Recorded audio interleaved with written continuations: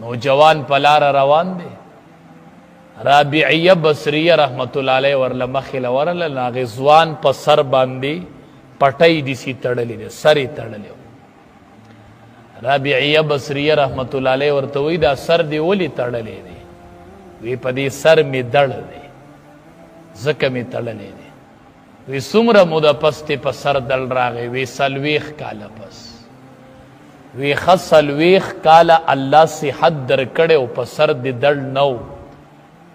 نو تا د شکر پټۍ په سر تړلې وه چې 40 کاله پس د سر دړ راغی نو د ناشکرۍ پټۍ لګېدلې ده چې هر سړي ته پته ولګي چې ګورې زما په سر دړ دی، ګورې خبرې به راسره ډېرې نه کوي. نو 40 کاله چې د سر سمو نو تا یوه ورځ د شکر پټۍ تړلې. مونږ بندیانو باندې یو ورځ د شکر پټۍ مخې ته راغله چې مونږ یوه پټۍ تړلي چې د هغې نه خلق دا معلومیږي چې دا زه د الله شکر ادا کوم چې دومره موده وشوله چې الله روغ صحت راکړی دی. نو 40 کاله پس په سر دړ راغی نو د ناشکرۍ پټۍ کوله او لګېدلې ده، او 40 کاله چې په سر دړ نه و نو تا د شکر پټۍ نه تړله. نو د الله تبارک وتعالی بلا احسانات تی په مونږ او تاسو باندې چې د دې شکر ادا کو. تاسو اندازه والئ اوس چې دا بجلی لاړه شي نو څومره تیاره راشي، سړي ته د بجلی څومره احساس کیږي چې راشي بنده څومره خوشحاله شي. دا یو مصنوعي رڼا ده او الله تبارک وتعالی چې هر ورځ دا نور راخیجي د ماښامه پورې، دا څنګه رڼا ده؟ هر ورځ رڼا څومره کولو روښانه، بیل پکې اغسته نشته دی، چا نه د بیل مطالبه نه ده کړې او روښانه رڼۍ هر ورځ. ما تا یوه ورځ شکر ادا کړی چې الله شکر دی چې د دې نور په مونږ ټیکس نشته دی، د دې نور زمونږ نه څوک پیسې نه الي. د دې رڼا څومره ښکلې رڼا هر ورځ راخیږي، د ماښامه پورې ستا د بجلی لیټ بني، ځکه د نور رڼا شته دی او داسې رڼا ده چې په هر ځای کې او په هر ګوټ کې رڼا ده. نو دا څومره د الله فضل او احسان دی چې الله تبارک وتعالی ځکه قرآن کې ویلي وجعلنا سراجا وهاجا، زما یو انعام ګوره انورم دی چې یو ځلیدونکې ډیوه مې دله درکړې ده، یو ځلیدونکې او پړقېدونکې او روښانه ډیوه مې درکړې ده چې هغه پړقېږي، هغه روښانه ډیوه. نو ای بندیانو تاسو ولې د دې شکر نه ادا کوئ؟ نو چې معمولی تکلیف راشي نو مونږ ټول بیا د الله ناشکري ادا کوو. مونږ ټول باران دپاره څومره دعاګانې کوو، نو چې کله باران وشي چا دا دعا کړې چې یا الله ستا شکر دی، چا 2 رکعاته مونځ کړی دی چې الله شکر دی چې هغه د تکلیف حالت تی زمونږ نه لر کو، الله مونږ باندې د ښکلې ورځې شپې راوستلې. نو عمر له آرام او آرام، خو چې کله پې لږ غونتې تکلیف راولمه نو دی بیا ناشکري کوي او ناامیدي کوونکی دی. نو د الله تبارک وتعالی په مونږ باندې بلا احسانات دي. د ړوند نه تپوسو کوئ د سترګو څه حال دی، ړوند کښېنه ووایي پړه دې څه ارمان دی. ړوند به وایي چې 1 روپۍ دې نه وې، خو چې یو ځل مې الله دا سترګې کولو کړی چې ما دا نظام ولیدلی، ما د جماعت نوم اورېدلی خو لیدی خو مې نه دی،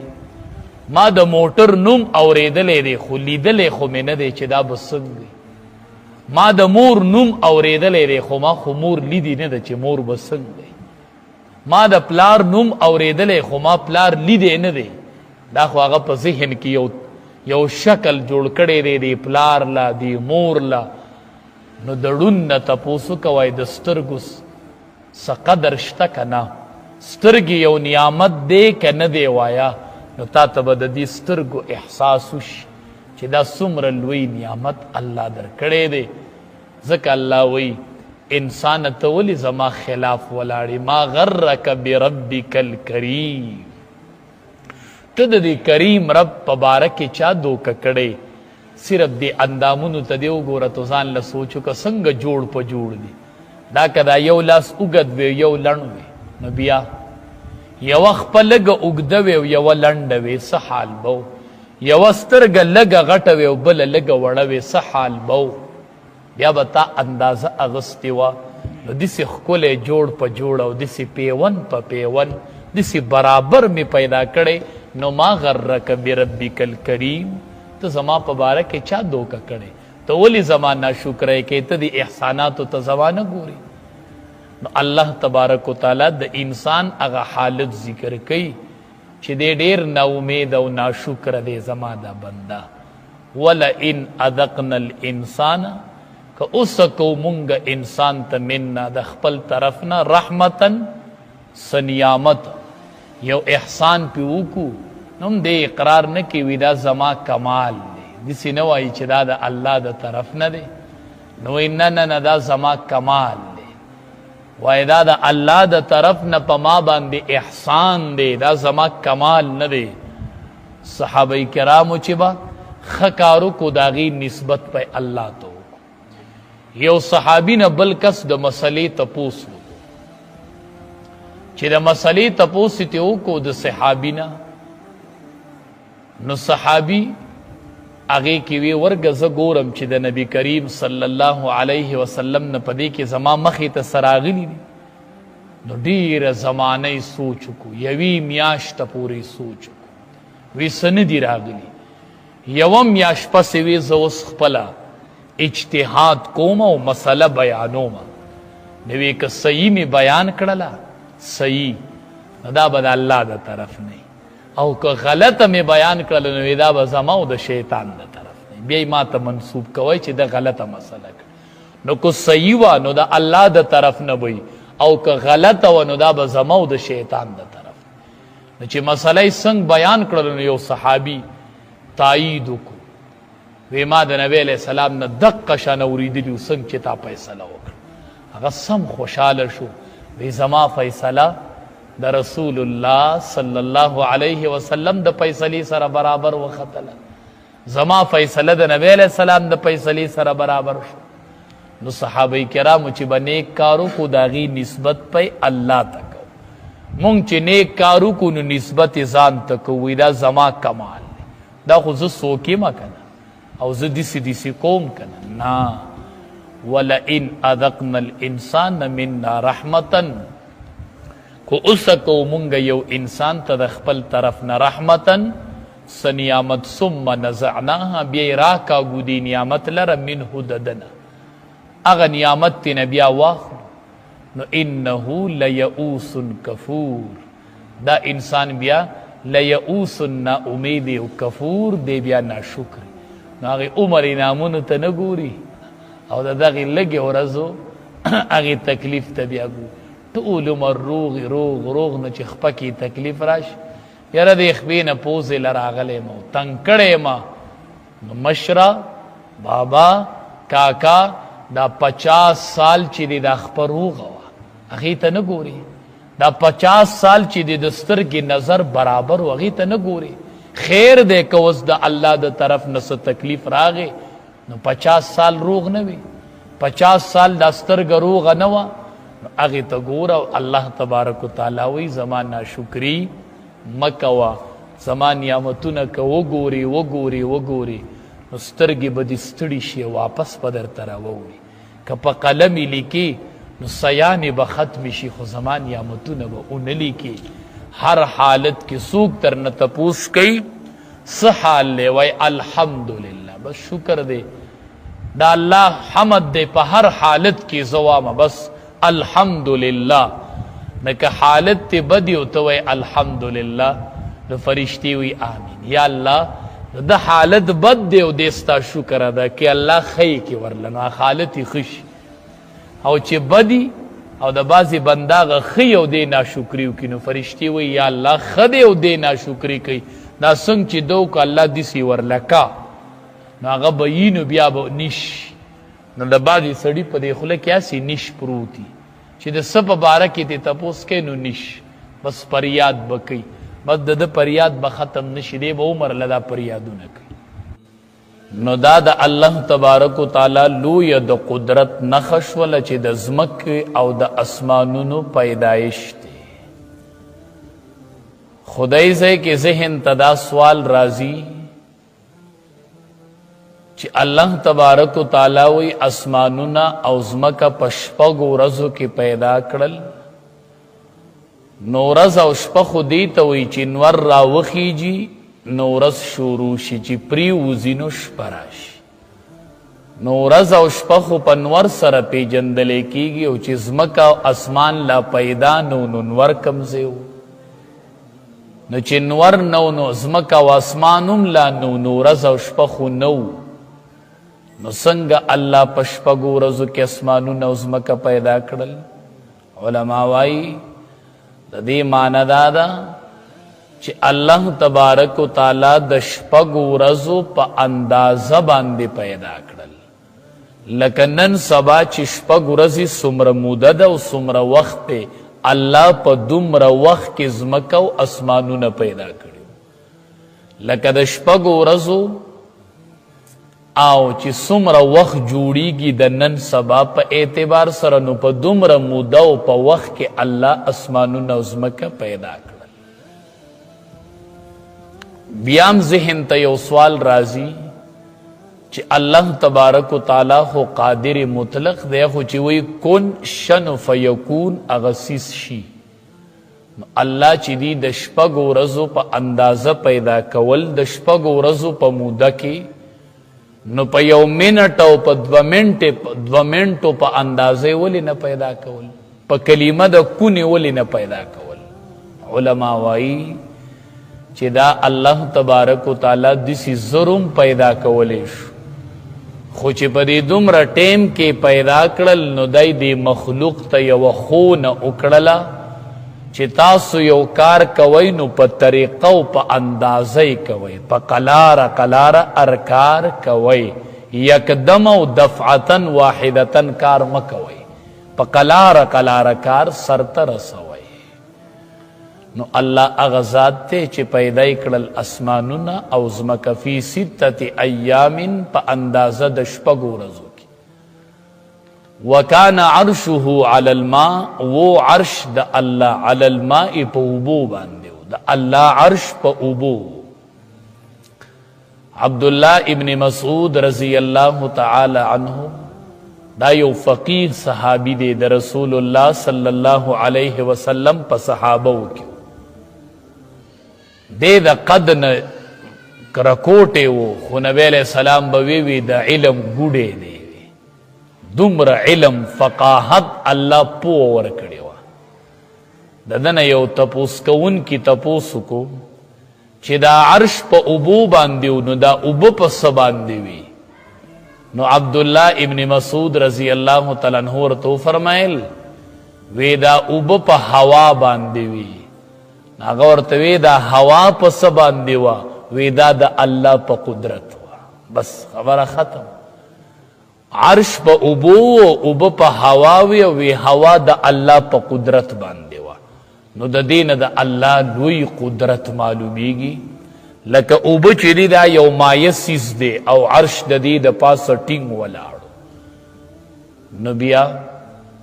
بعض علما وایي چې دا عرش د اوبو د پاسه او د دې په منځ کې فاصله نه وه اوبه وي او بیا پې عرش نو لویه نښه د قدرت ته چې په دې مایه سیز باندې په دې نرم سیز باندې عرش ټینګ ودرېدل او بعض علما وایي نه د دې په مابین کې د کائناتو فاصله و د عرش او د اوبو په مینځ کې نو وکان عرشه علی الماء وہ عرش د الله په اوبو باندې آیا چې عرش الله اول پیدا کړی دی د ټول مخلوق کې د ټولو نه اول څه شی پیدا شوی دی بعضی روایاتو کې راځي وي د ټولو نه مخکې الله تبارک و تعالی عقل پیدا کړی دی دا په ټول مخلوق کې اول الله پیدا کړی بعض روایاتو کې راځي چې نه الله عرش د ټولو نړومبه پیدا کړي او بعض روایاتو کې راځي چې د نبی کریم صلی الله علیه وسلم نور الله ړومبه پیدا کړي دي هو علما وایي اصح روایت دا دی چې د ټولو نه مخکې الله تبارک وتعالی قلم پیدا کړی دی. د ټولو نه مخکې الله قلم پیدا کو، په قلم باندې بیا تقدیر ولیکل شو. نو د ټولو نه مخکې الله تبارک وتعالی چې مخلوق کې پیدا کړی دی نو هغه قلم دی. اول قلم پیدا شو، په قلم باندې بیا تقدیر ولیکل شو. نو وکان عرشه علی الماء، وہ عرش د الله علی الماء په اوبو باندې. لیبلوکم ایکم احسن عملا. الله وی دا نظام مزمک او اسمانونه می پیدا کړل، عرش می پیدا کو، زمک او اسمانونو منس کې می تاسو لد ژوند د تیرولو سہولیات پیدا کړل. دا ولی لیبلوکم ایکم احسن عملا، د پاره د دې چې الله امتحانو کې پتاسو کې چې تاسو کې بسوک خیسته عمل کوي. ډیر عمل نه، د چا عمل بخیسته وي. نو دنیا یو امتحان شو، مونږ ته یو پیپر میلاو شوی دی. پیپر ار سړی ډکی لګیا دی او نتیجه به په ورځ د قیامت باندې به نتیجه اورول کیږي. دا اوس مونږ په یو امتحان کې یو پیپر شروع دی. لیبلوکم امتحان ته وي د پاره د دې چې امتحانو کې الله پتا سو باندې ازمیخو کې الله پتا سو باندې. نو دا د الله امتحان شروع دی او مونږ ته پیپر میلو دی. اوس مونږ پیپر ډکو او آخرت کې به نتیجه اوشي، اعلان به وشي پلان کې د پلان کې زوی عمل نامه ورته په خلاص کې میلو شو، دسی کامیاب شو چې بیا پسې ناکامی نشته دی. او دا ریزلټ به اوټ کیږي چې پلان کې د پلان کې زوی په ګس لاس کې ورته عمل نامه میلو شو، او پلان کې د پلان کې زوی ناکام شو. او چې په ګس لاس کې ورکی، علما وایي دا لاس په ولدي سي د ملا د طرف نه په خېټه کې دسی رو باسي او دسی به عمل نامه والی.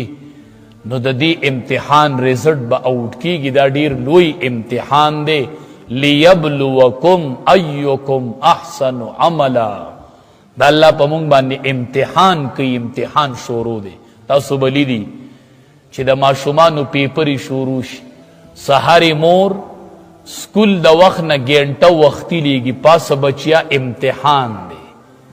امتحان کې پیل نشي، دا مور دا فکر کوي چې دا بچے چې سحر اوده دی او د دنه مونځ کیږي دی د آخرت په امتحان کې پیل کیږي. غټ امتحان خدا دی. دای سار لټی نه چې پاسه بچیا د آخرت یو لوی امتحان را روان دی، هغې کې ګورئ پیل کیږي.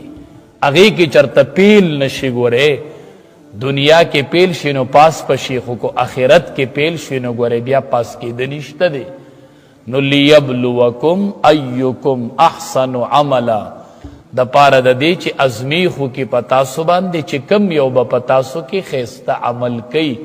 نو د الله د طرف نم دا امتحان شروع دی. دې پر چولم تیارې کوو، دې کیم خیال کوو. څنګه چې د سکول امتحان لا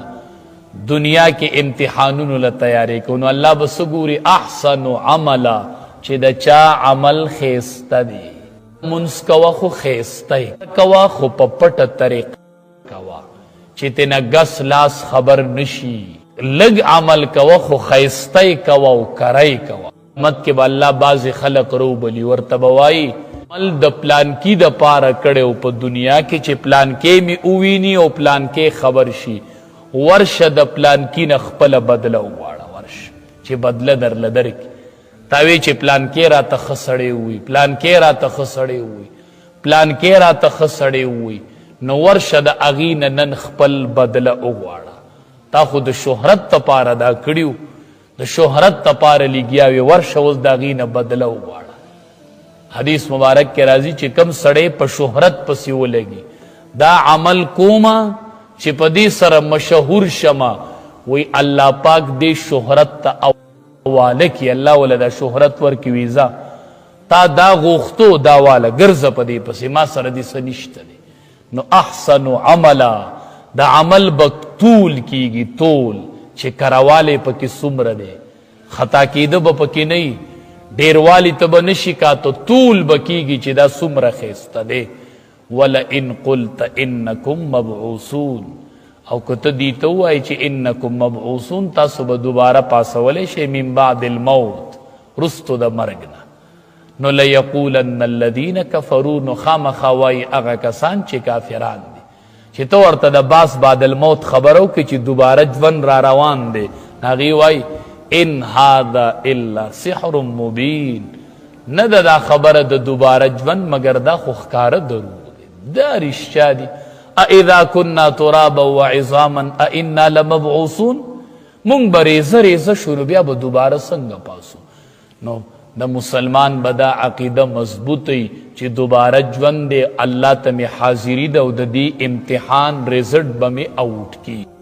السلام علیکم ملګرو، امید لرم چې ستاسو به دغه بیان خوښ شوی وي. په دې ویډیو کې مولانا محمد اکبر حقانی صاحب د یو سړي د ناشکرۍ په باره کې واقعه بیان کړې ده.